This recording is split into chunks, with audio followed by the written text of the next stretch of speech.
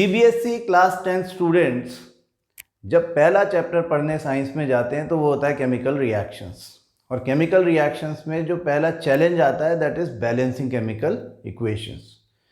तो chemical equations basically क्या है? Chemical equations are symbolic representation of a chemical reaction. आप उसके लिए सिंबल्स यूज़ करते हो, सिंबल्स को आप एक इक्वेशन की फॉर्म में रखते हो और उसको बैलेंस क्यों करना ज़रूरी है ये 9th क्लास में सीखा था। क्या सीखा था 9th क्लास में? एक लॉ था, law of conservation of mass. और law of conservation of mass बोलता था कि the mass can neither be created nor be destroyed during a chemical reaction. मतलब the total mass of the reactants जो reaction करते हैं will always be equal to the total mass of the products formed during the reaction। products मतलब जो कि reaction के बाद में बनते हैं। तो किसी केमिकल रिएक्शन को रिप्रेजेंट करना है सिंबॉलिकली, तो इसका मतलब उसमें सिंबल्स यूज़ करेंगे। तो हमको पहली बात तो ये जो 9th क्लास के कंसेप्ट्स हैं वो बिल्कुल क्लियर होने चाहिए कि हमको एलिमेंट्स के सिंबल्स ठीक से पता होने चाहिए और साथ में हमको मॉलिक्यूलर फार्मूला बनाना आना चाहिए with the help of valency. अगर वो नहीं आता है आपका तो पहले 9th क्लास में एटम्स एंड मॉलिक्यूल्स चैप्टर जाओ और वहाँ जा कर के मॉलिक्यूलर फार्मूला बनाना सीखो with the help of valencies याद कर लो। अगर वो आता है आपको तो आपकी बुक में इक्वेशंस लिख करके इक्वेशन का जो बैलेंसिंग का मेथड है उसको हम हिट एंड ट्रायल मेथड बोलते हैं। हिट एंड ट्रायल मेथड ही क्योंकि वहाँ पे दिया गया है इसलिए जनरली स्कूल्स में हिट एंड ट्रायल मेथड ही सिखाया जाता है। और हिट एंड ट्रायल मेथड में हम left hand side right hand side में एलिमेंट्स के सिंबल्स लिखते हैं और फिर बारी बारी से हम दोनों तरफ कितने नंबर ऑफ एटम्स हैं, बेसिकली हमको तो number of atoms both sides equal करना है ना, बैलेंसिंग यही होती है।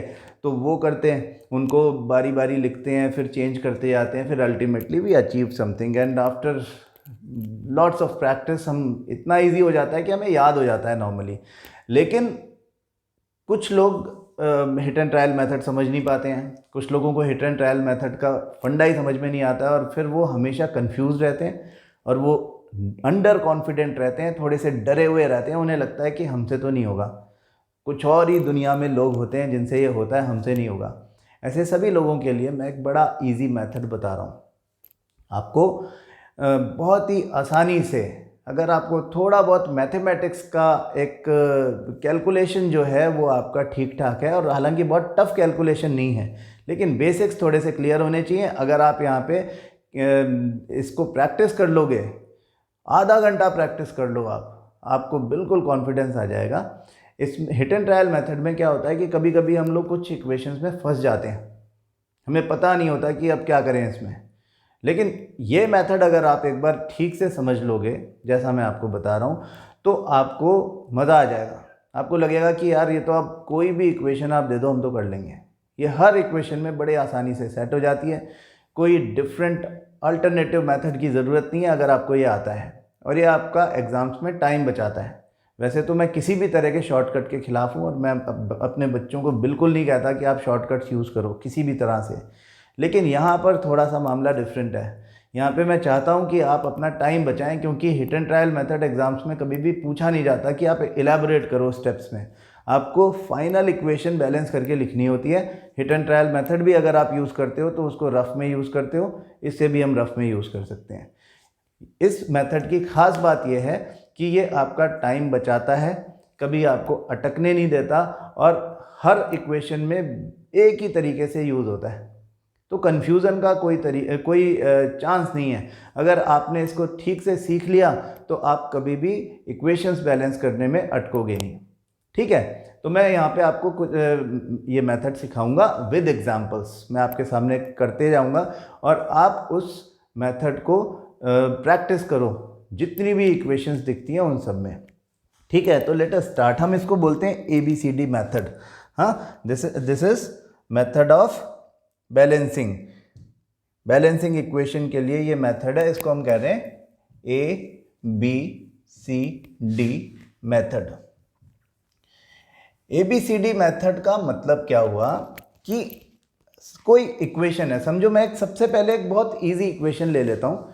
एक इक्वेशन हमने लिया, कॉम्बिनेशन रिएक्शन है, हाइड्रोजन और ऑक्सीजन का रिएक्शन हुआ और वाटर बन गया। ठीक है, इस इक्वेशन को बैलेंस करना वैसे तो बहुत ही इजी है, आपको कोई स्पेशल मेथड की ज़रूरत नहीं है, लेकिन सिखाने के लिए मैं एक सिंपल, जो कि आप लोगों को नॉर्मली सिंपल लगता है, वो बता रहा हूँ कि हमने यहाँ पे क्या करना है कि इन ये जो एलिमेंट्स के और कंपाउंड्स के जो फॉर्मूला या सिंबल हैं, इनके आगे हमको लिख देना है ABC लाइक दिस। और अब हम क्या करेंगे, अब देखो कि इसको हाइड्रोजन की टर्म्स में, हाइड्रोजन के लिए फॉर द एलिमेंट हाइड्रोजन, हमें हाइड्रोजन बैलेंस करना है बोथ साइड्स। तो इसके लिए मैं ए की वैल्यू और सी की वैल्यू लिखूंगा। ए के लिए मैं लिखूंगा कि ये क्योंकि 2 हाइड्रोजन है तो 2 × 1, तो मैं इसको लिखता हूं 2A। ठीक है, इक्वल टू दूसरी साइड में हाइड्रोजन यहां पर दिख रहा है C, 2 × C 2C। ऑक्सीजन के लिए हमें ऑक्सीजन के सामने B लिखा हुआ दिख रहा है, 2 × B 2B। इधर ऑक्सीजन 1 है, इक्वल टू 1C या only C। 2A equal to 2C, 2B equal to C। ये हमें 2 बातें पता चल गई। अब यहाँ पर जो सबसे ज़्यादा आ रहा है ABC में, जो लेटर सबसे ज़्यादा आ रहा है उसको हम 1 मान लेते हैं। हम लिखेंगे लेट C, इधर देखो C इधर भी आ रहा है, इधर भी आ रहा है, तो मैंने लिखा let C equal to 1। C को 1 ले लें अगर, तो A क्या होगा, A के लिए मैं लिखूंगा 2 × A इक्वल टू 2 × C की जगह 1 लिख दूं, तो A कितना हो जाएगा इससे, A equal to 2/2 that is 1। तो अगर C को 1 लिया तो A भी 1 हो गया। 2B इक्वल टू C, तो B कितना होगा, B इक्वल टू C तो 1 है, और यहाँ से 2 उठा के नीचे ले जाएं तो B हो जाएगा 1/2। इन A B C की वैल्यूज़ को हम यहाँ पे लिख देते हैं। हाँ, A B और C की जगह पर A B C की जो वैल्यू ली, तो A लिया है हमने 1, B लिया है 1/2 और C लिया है 1। ये लिया है मतलब आया है।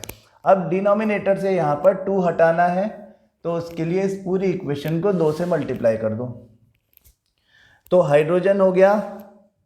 अब हमारी बैलेंस इक्वेशन यहाँ पे लिखी जाएगी 2H2 प्लस ये 2 से ये 2 cancel, only O2 equal to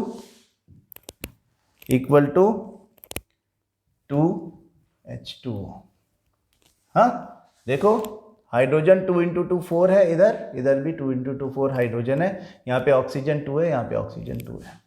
ये छोटी इक्वेशन थी तो इससे इसका इंपॉर्टेंस पता नहीं चलता, तो मैं एक थोड़ी सी बड़ी इक्वेशन ले लेता हूँ जिससे आपको पता चलो एक और छोटी सी और ले लेते हैं, फिर बड़ी लेंगे। एक छोटी ले लेते हैं, मैग्नीशियम रिबन जलाने वाली। आपको याद होगा कि हम मैग्नीशियम रिबन जलाते हैं तो मैग्नीशियम और ऑक्सीजन का रिएक्शन होता है और MgO बनता है। बिल्कुल सिंपल है। ये रिएक्शंस ऐसी हैं जिनमें हमको बहुत ज़्यादा दिमाग नहीं लगाना पड़ता, फटाफट से इनका सॉल्यूशन हो जाता है। हमने लिख दिया ABC। हालांकि यहाँ भी कोई खास मेथड की ज़रूरत नहीं है, लेकिन ABC मैग्नीशियम के लिए हम वैल्यूज़ लिखेंगे। मेथड याद कर लो क्या होता है कि पहले मैग्नीशियम के लिए लिख रहे हैं, दोनों तरफ देख रहे हैं। मैग्नीशियम के लिए 1 है मैग्नीशियम यहाँ पे, तो हम लिखेंगे A इक्वल टू, यहाँ भी मैग्नीशियम 1 है तो A equal to C। Oxygen के लिए लिख रहे हैं B, यहाँ पे 2 लिखा हुआ है तो 2B इक्वल टू उधर 1C या ओनली C। हाँ, दोनों तरफ C है तो लेट C इक्वल टू 1। अगर C 1 है तो A भी 1 होगा ना, और अगर C 1 है तो B कितना होगा, 1/2 होगा। ये वैल्यूज़ यहाँ पे रख दें, A B C की वैल्यूज़ यहाँ पे रख दें। A की जगह 1, B की जगह हाफ और C की जगह 1। इस 2 को हटाना पड़ेगा डिनोमिनेटर से, पूरी इक्वेशन को 2 से मल्टीप्लाई करेंगे तो हमारा इक्वेशन बनेगा 2mg प्लस 2 से 2 कैंसिल, ये वाला O2 और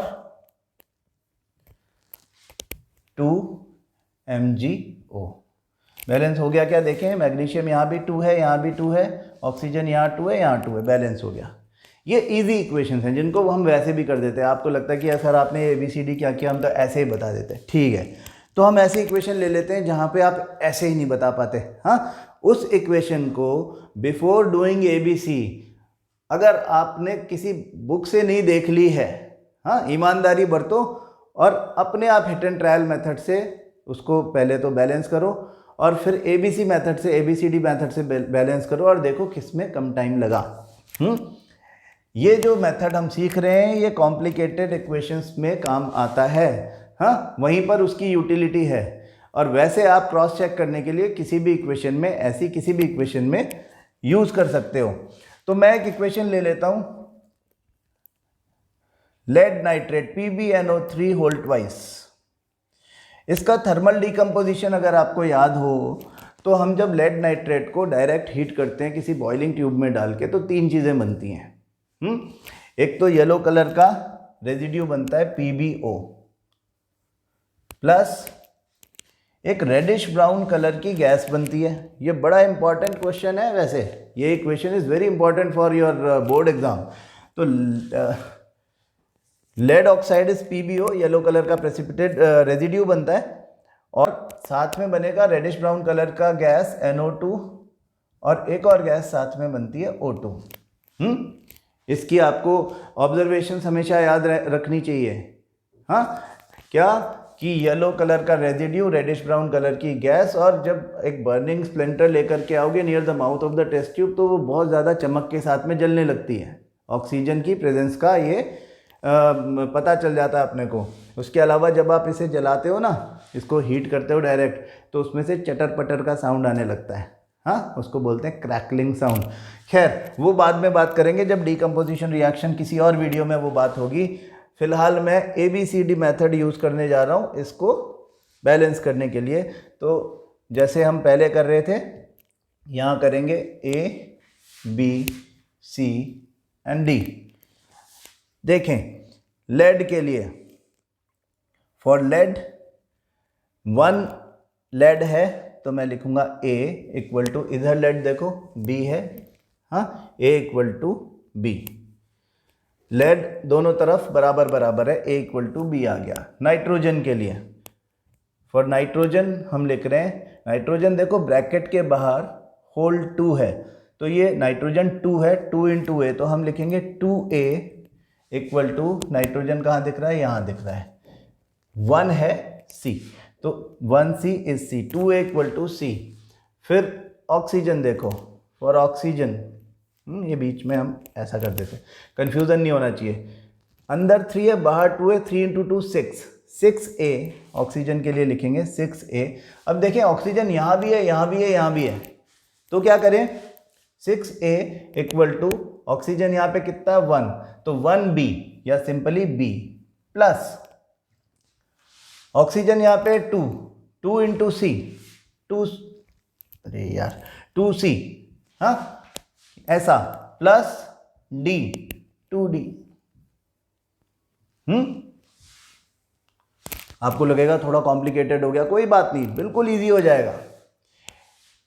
A इक्वल टू B, अपने को तो क्या करना है? A B C D का वैल्यूज निकालना है और वो वैल्यूज निकाल करके इसमें डालना है, वो अपन कर देंगे। तो देखो, A इक्वल टू B, यहां से हम देखें A यहाँ पे आ रहा है, A यहाँ पे, तीनों में हमको A दिख रहा है, तो जो सबसे ज़्यादा कॉमन है वो A है ना, बीच वाले में B नहीं है, हाँ, इधर C नहीं है, तो हम A सब में दिख रहा है हमको, तो A इक्वल टू 1 ले लेते हैं। लेट A इक्वल टू 1, पहले जो दोनों देखे थे हमने उसमें हम C को 1 ले रहे थे, तो हम उसको 1 लेते हैं जो सबसे कॉमन होता है, सब जगह कॉमन रहता है। तो A इक्वल टू 1 लिया मैंने, तो A इक्वल टू 1 आ गया, और A इक्वल टू B है तो B इक्वल टू 1 भी हो गया।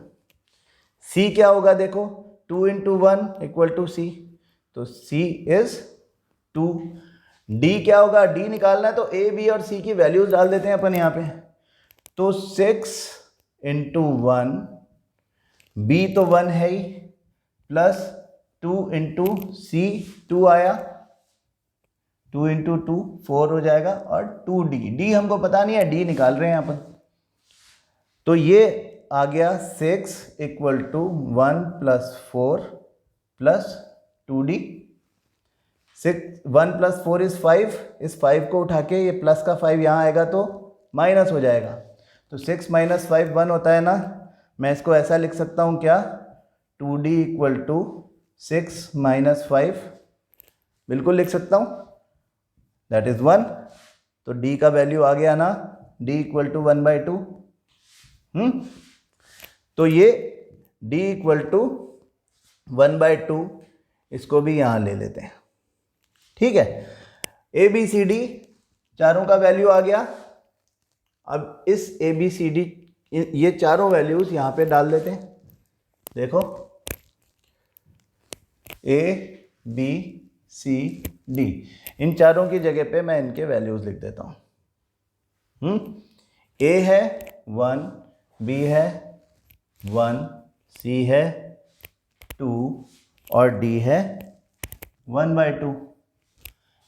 डिनोमिनेटर से 2 हटाने के लिए क्या करते हैं बच्चों, मल्टीप्लाइड बाय 2, पूरी इक्वेशन को 2 से मल्टीप्लाई करना है।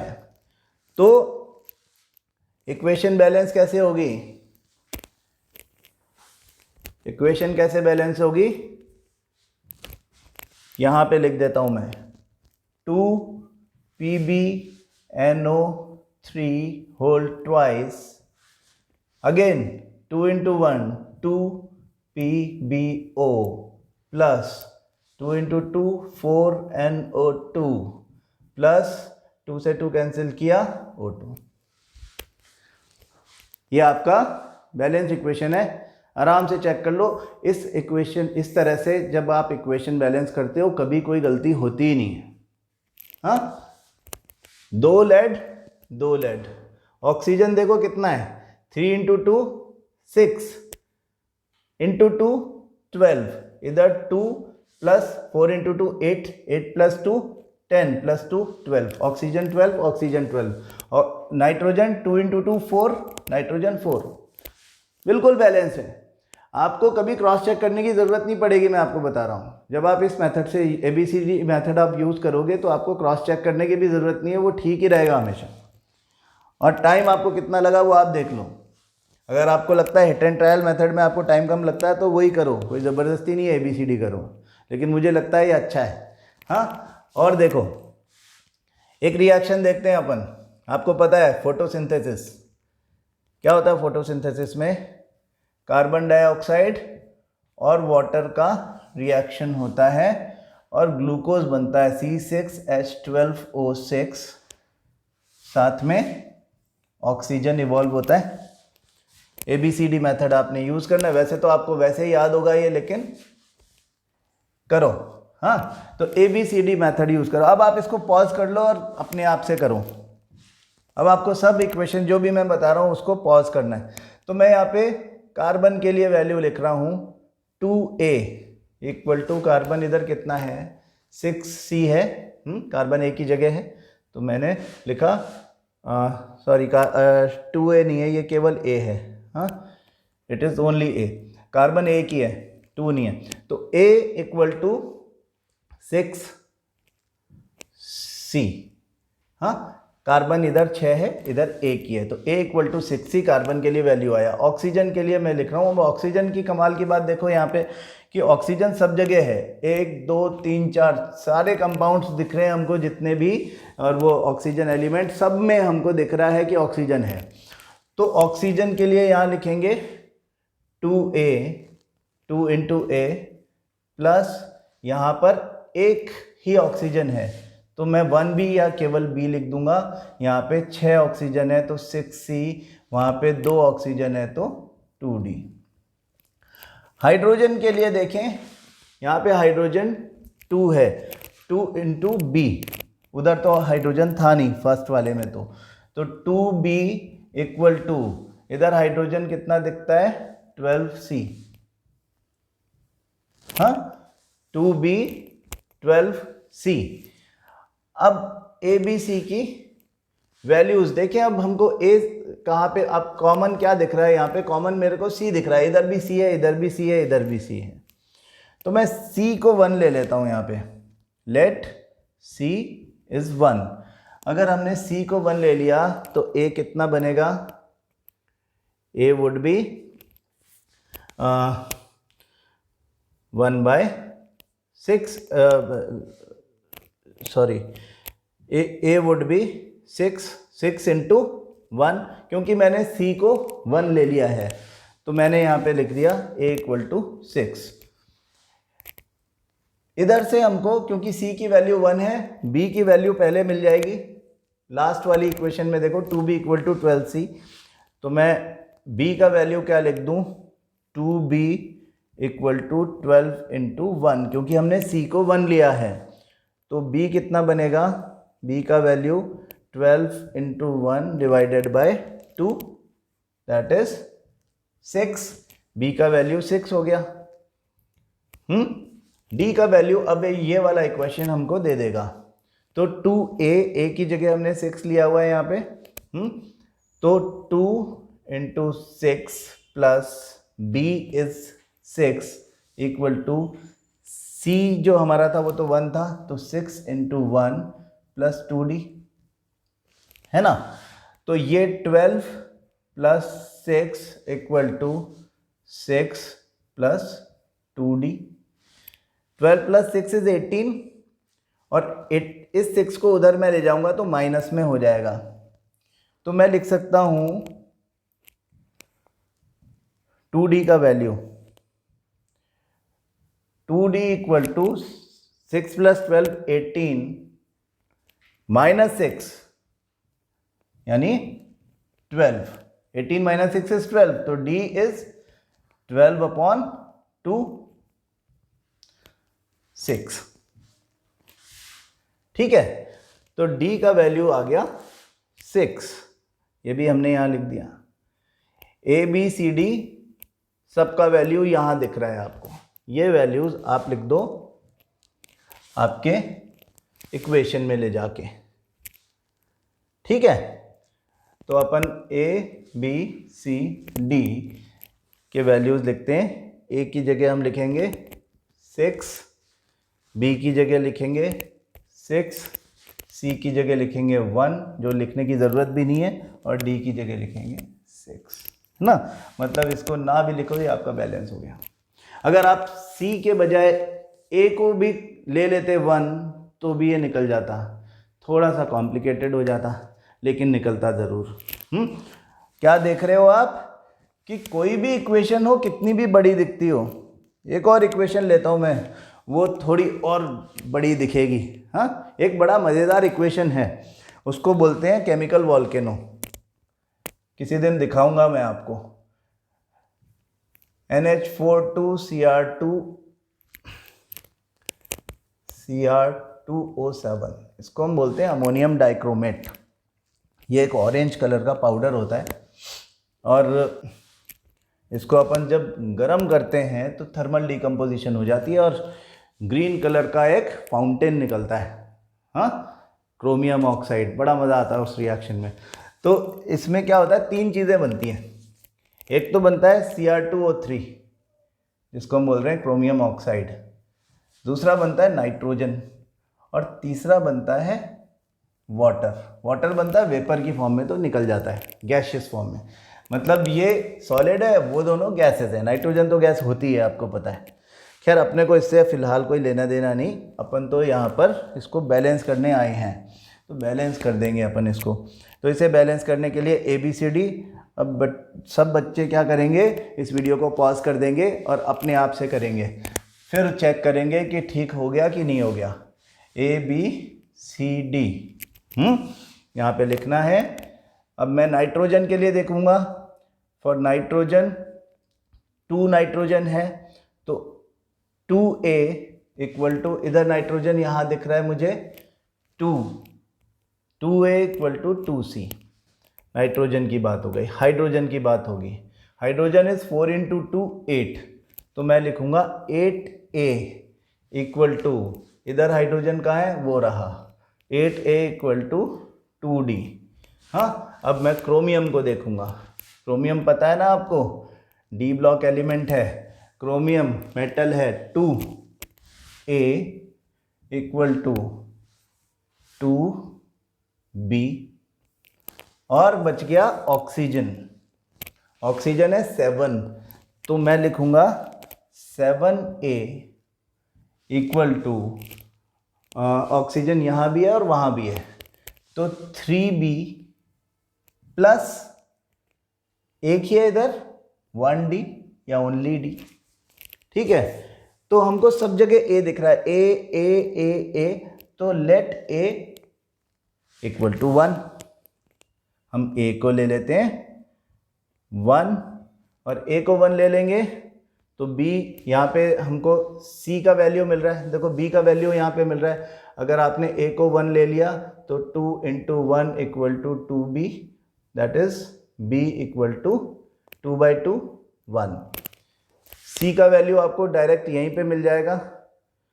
ऐसे ही 2A equal to 2C, 2 into 1 2/2, C भी 1 है, तो A भी 1 है, B भी 1 है और C भी 1 है, और D क्या है, 8 इंटू A1 है, तो 8 into 1 equal to 2 into D, तो D क्या बना 8/2, दैट इज 4।